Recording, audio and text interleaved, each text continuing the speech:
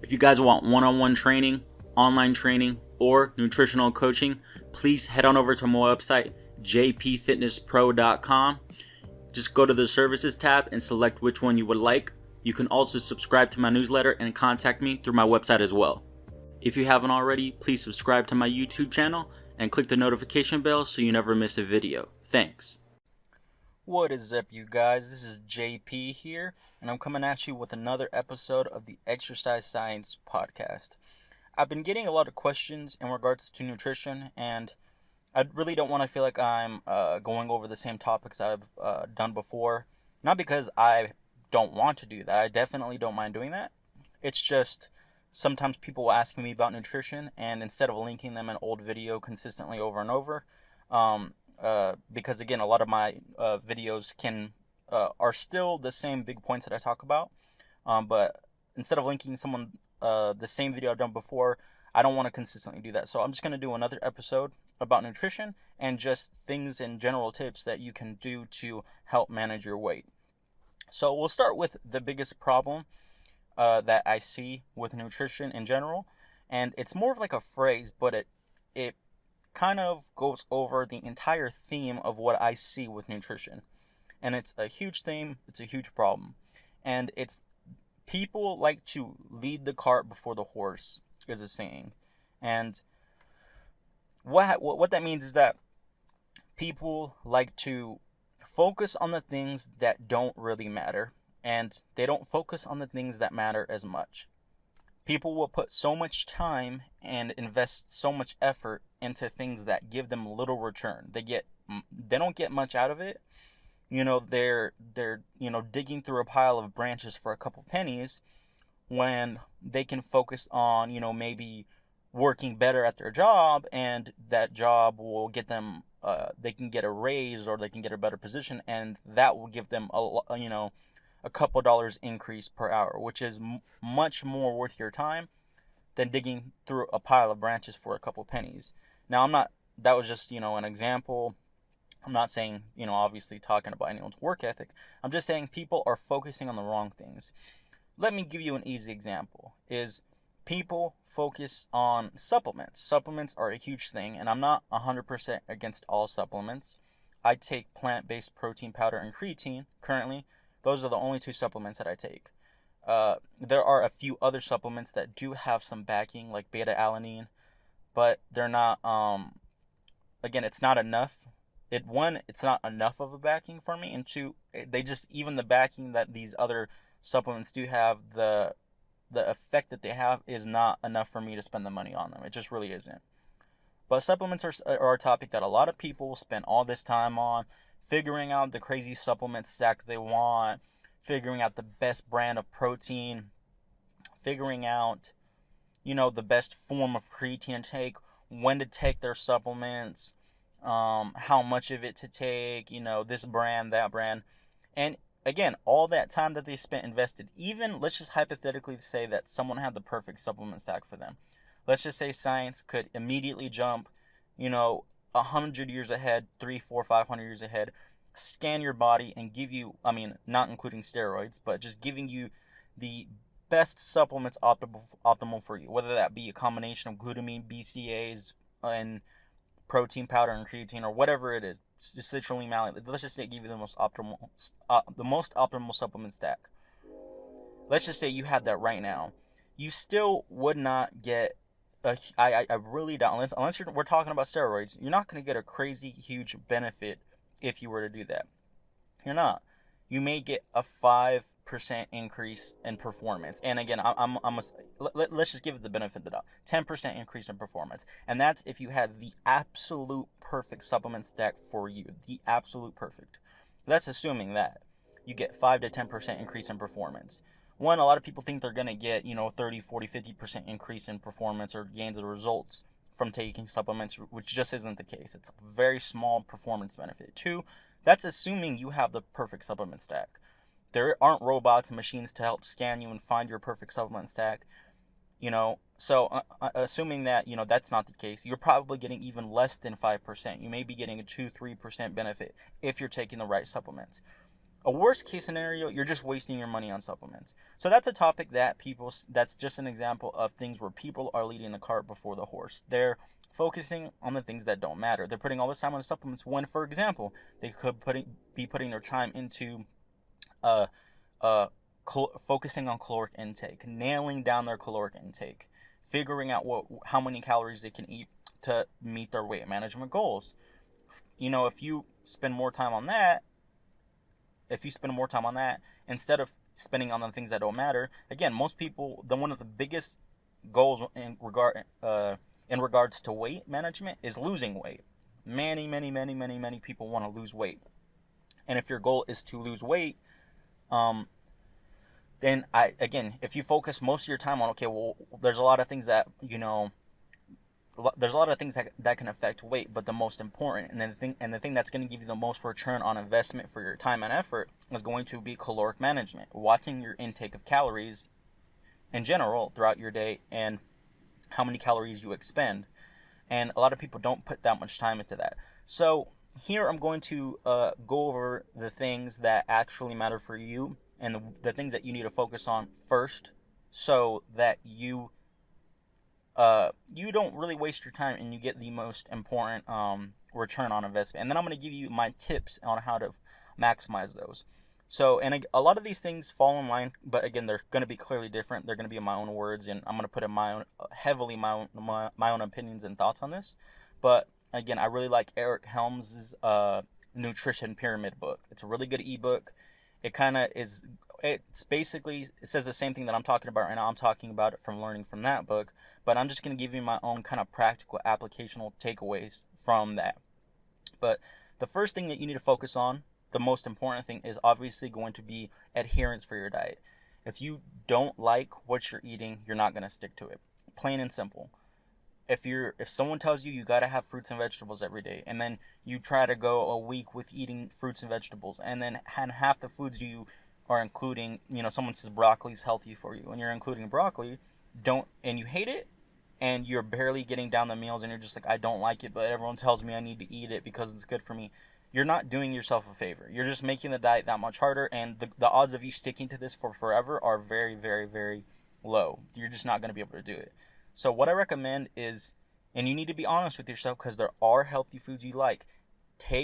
Set aside some time, an hour, 2, 3 hours, find a bunch of healthy meal options and healthy vegetables and fruits and healthy plant-based proteins that you enjoy eating, that you don't mind eating on a regular basis. Something that's very practical. Like for me, I'll give you an example. I'm not a big fan of raw onions. I don't like raw onions. I don't like them. They're just disgusting. I don't like olives either. I won't include olives or raw onions in any of my meals, because if I do, I'm not gonna eat it. It's plain and simple. That's gonna decrease my adherence to stick to my diet plan. I'm not gonna do it.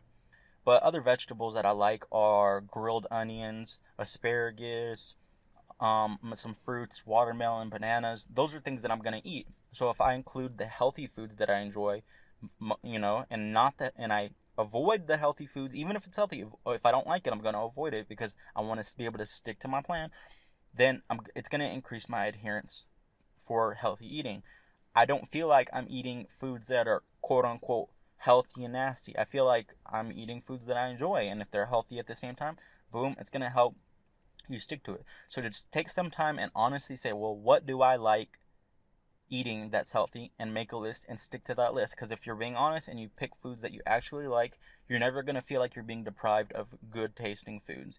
You may need to get a little creative with the foods that you make and eat, but again, it takes effort. It's not going to be, you can't be, I'm just going to be frank and upfront, you can't be one of those whiny people saying, well, I don't like healthy food at all. The only foods that I like are fast food and all this junk. Well, no, then you're not meeting yourself in the middle, and you're just being a brat about it. I'm just being honest. You have to kind of give a little bit here and there. Of course, the foods that I eat aren't the foods that are my all-time favorite foods every single day. No, because some of my all-time favorite foods are not healthy. But do I like the foods that I eat? Yes. Do I like them a lot? Yes. So I'm not saying that have to be, every meal needs to be the pinnacle of your food enjoyment that you've ever had in your entire life ever. So That's the first thing, is you need to pick food, because it doesn't matter anything after that. It doesn't matter how effective or optimal it is. If you don't like eating it, then it doesn't matter. Because if you can't stick to it, it doesn't matter how effective it is. So that's the most important thing. Now, the second most important thing that you can do to make sure that you're reaching your goals when it comes to nutrition is caloric management. So, again, for caloric management is just, if your goal is to maintain weight, you need to eat the same amount of calories as you are expending throughout the day. So if your total daily energy expenditure, how much energy you're expending throughout the day, is 2,000 calories, I'm just picking a random number, you need to eat around 2,000 calories. If your goal is to lose weight and your TDEE, your total daily energy expenditure, is 2,000 calories, you should probably be eating around 20% less than that. So maybe around 1,600 calories. If your TDEE is, if your TDE is 2,000 calories and your goal is to gain weight, you should probably be eating 20% greater than that, right around there. So, maybe 2,400, 2,500 calories, somewhere around there. That's going to be the thing that's going to give you the most bang for your buck in regards to your time. So, again, you need to find out how many calories you're expending, and then you need to stay at that number, or decrease that number depending on whether you're trying to lose weight, maintain weight, or gain weight. That is going to be the greatest factor in regards to changing your weight. You can eat healthy foods, but if you're eating 2,500 calories a day of healthy foods and your total daily energy expenditure is 2,000 calories, you're probably going to be gaining weight, even if it's healthy foods. Healthy foods aren't some magical thing that, well, if you eat 4,000 calories of healthy food, because it's healthy, I'm going to lose weight. No, that's not how it works. You need to actually watch how much food is coming into your mouth, because again, you got to think of what you are. What I tell people, and it's a weird saying, but it's the truth, and it sounds weird, but this helps ground people a little bit, is your eyeball. Think of your eyeball. Your eyeball is just made up of the food and the stuff you ate over the last couple weeks. That's what happens, is food is just a form of energy, and when you eat it, you're just taking some of that energy, and it's turning into you. That's why we need to eat vitamins, minerals, and all this healthy food of protein. It's because that's what our body's made up of. So if you're eating a bunch of this food, a bunch of this energy, where is that going to go? It's not just going to disappear. It just doesn't disappear. You're going to get bigger. So even if it's healthy, that's what's going to happen. So for caloric tracking, if you don't have any fancy measuring units, it doesn't matter. What you need to do is you need to go find any calorie calculator, hopefully one that seems reliable. It could be anywhere. I know calorie calculators aren't accurate. That's not what we're trying to aim here for. We're not trying to aim for something that's going to be super accurate.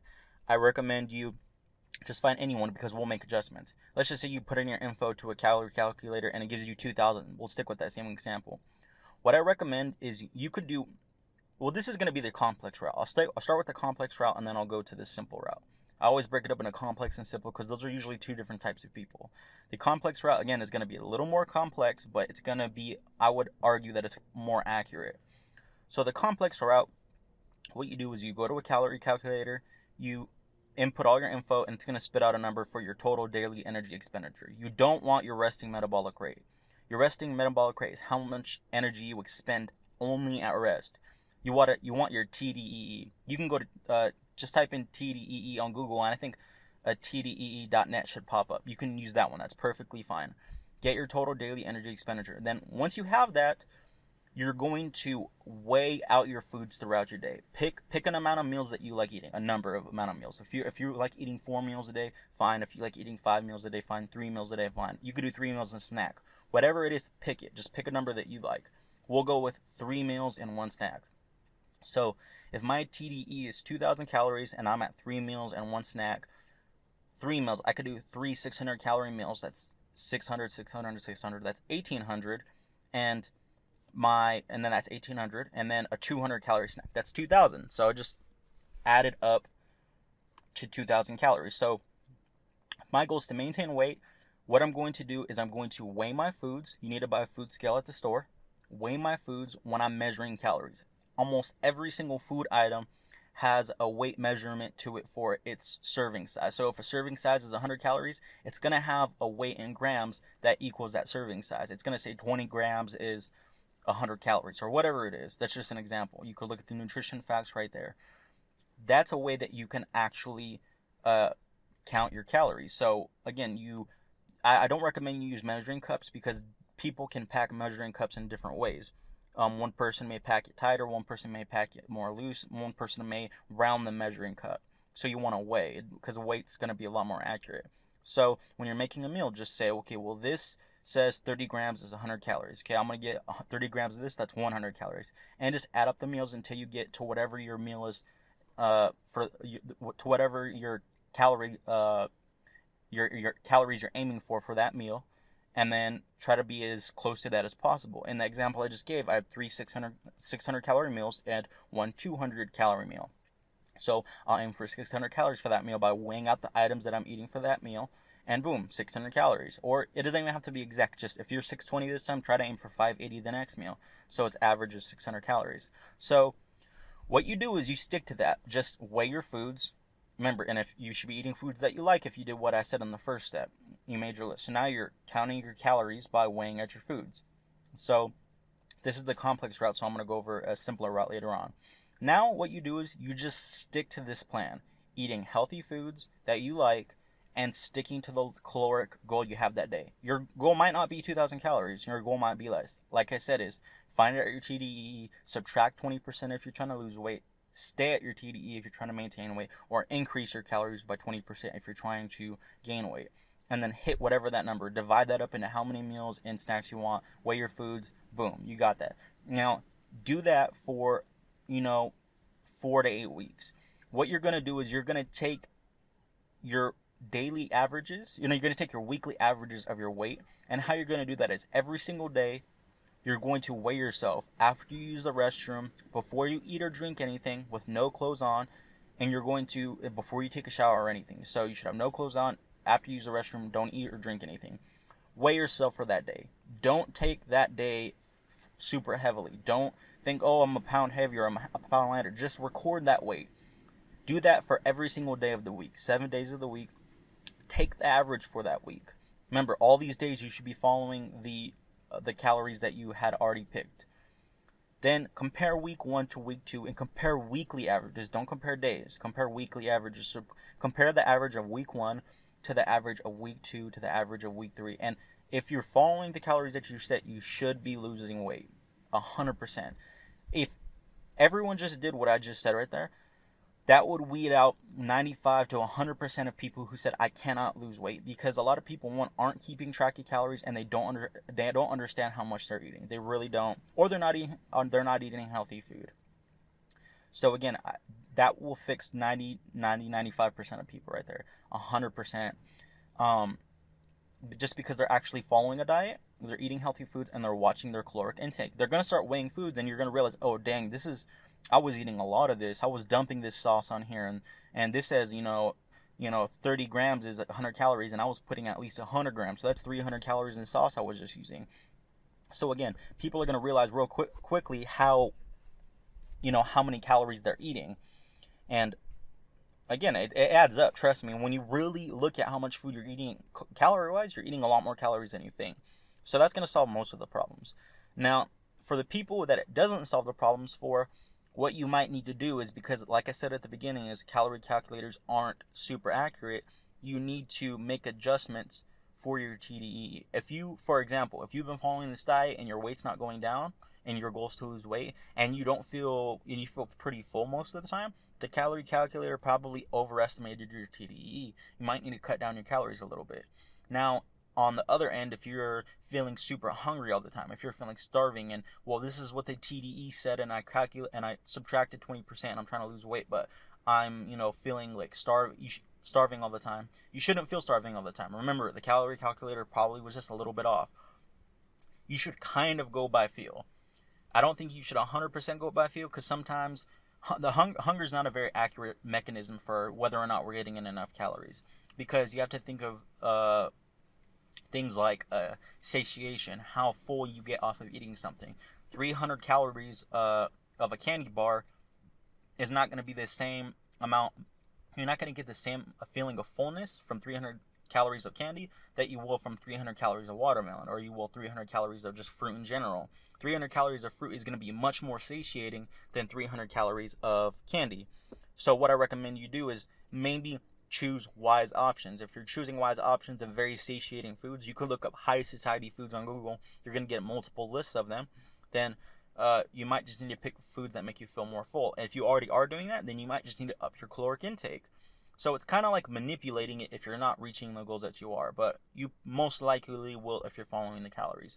Now, the second route that I recommend you take for calories, if you're someone who doesn't like counting calories, or that you don't like, you just don't like, you're just busy and you don't like taking that complex route. You're like, okay, I don't have time for that. I'm a full-time, I have a full-time job. I'm a parent. I do this, this, and this. The last thing I want to do is start weighing stuff. I recommend is you pick a certain amount of meals and snacks throughout the day.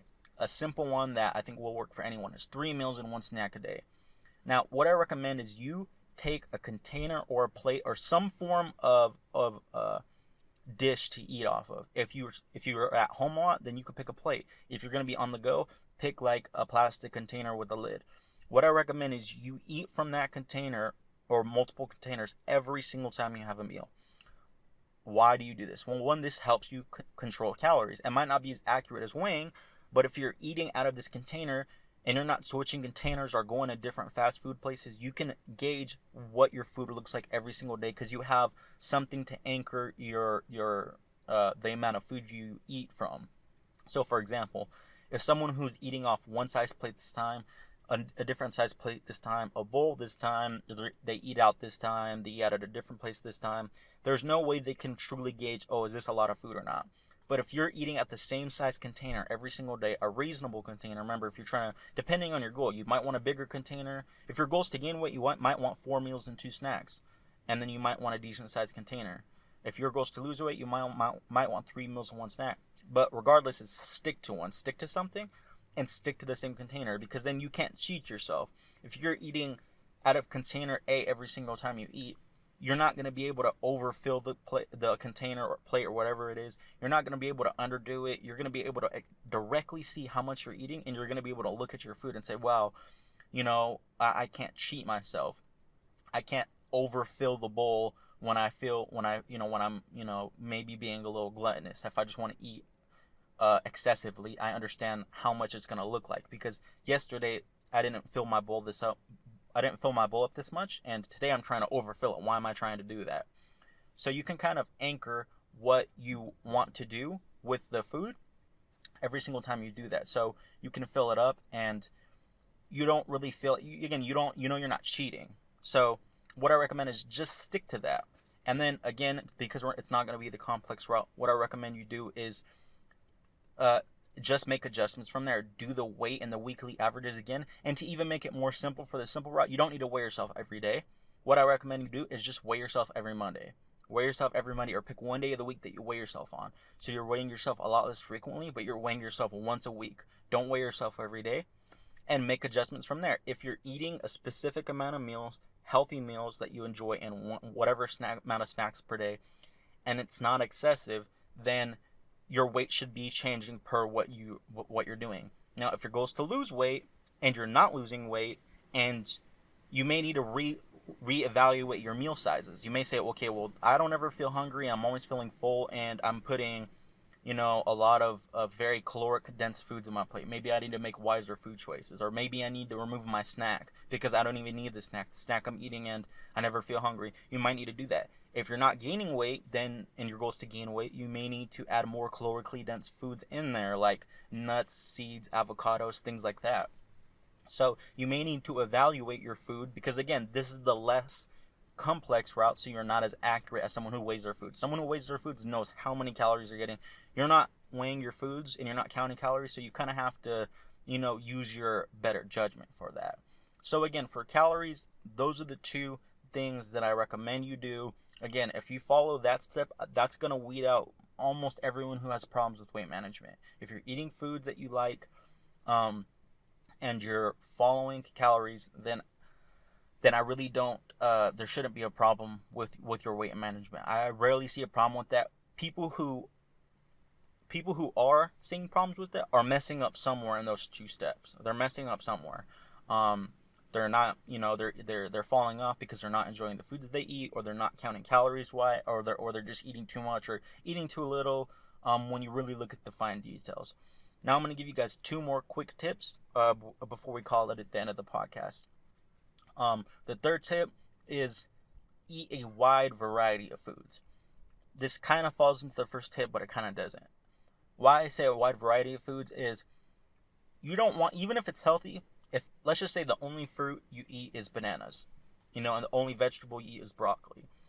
Bananas and broccoli don't have every micronutrient that you need to be a healthy individual. Even though those are healthy foods, they don't have every micronutrient you need to be a healthy individual. So I recommend you just eat a wide variety of healthy foods so that you're covering all your bases. I don't ever eat the same fruit. I might have a plum, a banana, an apple, and then an orange when I eat fruits throughout the day, because I know I'm getting vitamin C, I know I'm getting potassium, I know I'm getting all these different vitamins and minerals in my food. It's the same thing with my regular food too. When you get wide variety, you're just ensuring that you're hitting all your macros, your micronutrients. You want to make sure you get all of them. So that's a tip that I would give. Even if it's healthy, you want to make sure you just get a wide variety. The fourth tip is, if you're going to track any macronutrient, of the proteins, carbs, and fats, I just personally recommend, because the other two usually take care of themselves. Remember, don't make this overly complicated. And I know the second I bring up macros, everyone starts thinking keto, this, that, paleo. No, just that's where you're leading the cart before the horse. Just stop doing that. What I recommend is, if you're going to track any macronutrient, just keep an eye on protein. Again, if you're someone who's working out, which I'm assuming you should be, and if you're not, you should be, if your goal is to gain weight, lose weight, maintain weight, stay healthy, gain muscle, get stronger, you should be working out. Then protein is, again, I always tell people, is you can think of carbs as fuel, think of fats as fuel, and also think of fat as fuel and function. So carbs is fuel, fat is fuel and function, and then think of protein as just building. There's just a building block. Make that note in your head. So if protein's just the builder of the three macros, if you're not getting enough protein, you're not going to be able to build. So I know proteins have many more functions, but that's just a simple way to think about it. So just keep an eye on protein. Whether or not that's if you want to count protein, what I recommend is 1.6 to 2 grams of protein per kilogram of body weight. If you're cutting, you can go all the way up to 2.4 grams of protein per kilogram of body weight. If you're someone who's obese, I recommend 1 gram of protein per centimeter of height that you are. So if you're, 160 centimeters in height, that's 160 grams of protein a day.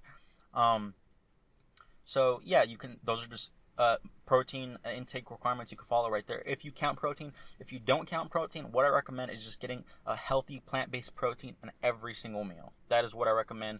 That's the easy route, and then the complex route would be to count your grams of protein while you're counting your calories, so you can add that up as well. And then, based on what those two equations I just gave you, you can say, okay, well, I'm hitting the amount of protein I need per day. Again, for the simple route, just make sure you get protein in every single meal. That is the simplest way to do it. Again, so if you follow those 4 tips that I just gave you guys, I'd be very hard pressed to see you wouldn't be reaching your weight management goals. You don't need to focus on all the other stuff. Just focus on what matters. If you're focusing on, keto, if you're focusing on paleo, if you're focusing on this or that, and you're not watching caloric management, then you're kind of leading the cart before the horse, and you're focusing on something that's, one, probably not scientifically backed, and then 2, is going to give you very diminishing returns. Most people who lose weight on all these fancy fad diets, they're not losing weight because of the fad diet. They're losing weight because they're actually watching their caloric intake. That's not how science works. You have to actually think, okay, well, I'm doing 2 things. I'm now watching my caloric intake, and I'm also following this fad diet. And most people say, well, the fad diet's the reason why. No, I can guarantee it's because you're following, you're watching your calories, and that's what science has shown. Like, if you look at a keto diet versus a diet that actually has carbohydrates in that diet plan, when they're both controlled for caloric intake, that they both lose the same amount of weight. And that I would even argue that and because if they both lose the same amount of weight, and because carbs are the primary fuel source for anaerobic activities, you're actually going to have a better workout when you eat carbs. So if they both lose the same amount of weight and then one's going to help you have a better workout when it comes to lifting, then especially for hypertrophy purposes, then I would say that regular diets with carbs are going to be better. That's just an example. So again, it's when you think about it, but it's not necessarily the fad diet that you're following. So what I'm trying to say is, if you're following a fad diet and you're not watching calories and you're getting more calories than you're taking in more calories than you're expending, then what I recommend is, and you're not changing your weight, your weight's not going up or your weight's not going down, then again, you're just focusing on the things that don't matter. So if that's one thing you need to do, is focus on the things that actually matter. Caloric intake, getting enough protein, eating healthy foods, hitting all your macros. And, macros you could be picky about, but at the end of the day, I don't think that's something that you need to be breaking your neck over. If you're focusing on supplements, if you're focusing on fad diets, you're focusing on keto, but you're not focusing on, your caloric intake, if you're not focusing on your general healthy foods, and you're focusing on when you should take your protein, but you're not getting in enough protein, again, you're focusing on the wrong things. Focus on the things that matter. If you guys have any questions, comments, please post them down below. I'll see you guys in the next episode of the Exercise Science Podcast or in my next video. All right, I'll see you guys next time.